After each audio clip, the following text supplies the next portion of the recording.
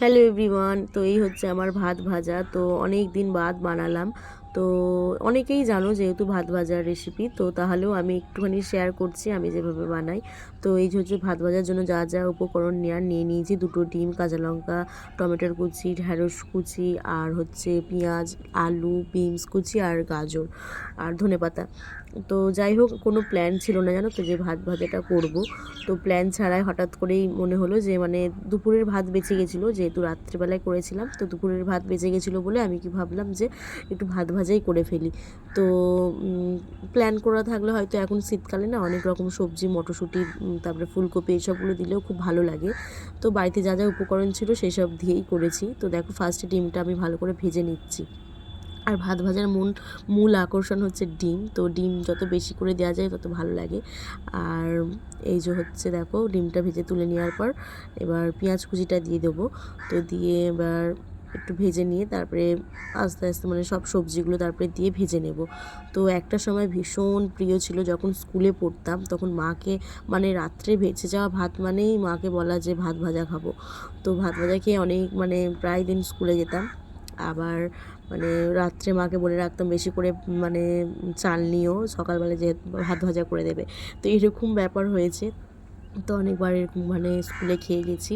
তো খুব খুব প্রিয় ছিল। তো এখনও প্রিয়, তো এখনও ভালো লাগে ভাত ভাজা। তো তেমন একটা বানানো হয় না বাড়িতে, তো খুব কম। তো এটা হঠাৎ করেই বানানো হলো।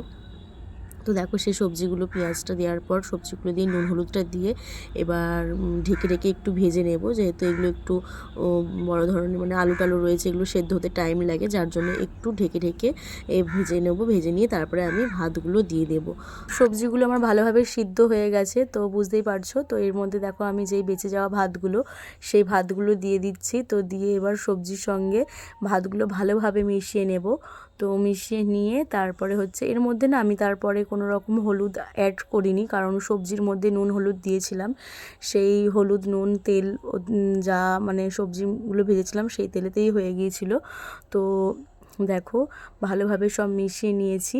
তো নেওয়ার পর সামান্য একটু নুন দিয়েছিলাম, কারণ ভাতগুলো তো অনেকগুলো ছিল, নুনটা একটু কম হতো, যার জন্য একটু নুনটা দিয়েছিলাম। আর এদিকে দেখো, ধনেপাতা কুচি, তারপরে ডিমের টুকরোগুলো দিয়ে দিলাম। দিয়ে মিশিয়ে নিয়ে এবার একটু ঢেকে ঢেকে ভেজে নেব আর কি। তো তোমরা অনেকেই জানো, তো যাই হোক আমি একটু দেখালাম আর কি।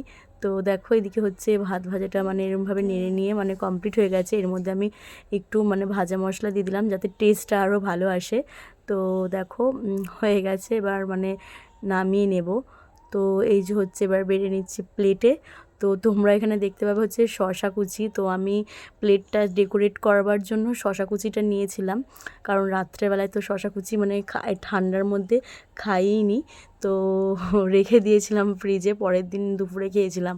তো যাই হোক, ডেকোরেট করবার জন্য শশাগুলো দিয়েছিলাম। তো চলো, আজকের ভিডিও এখানে স্টপ করছি। টাটা।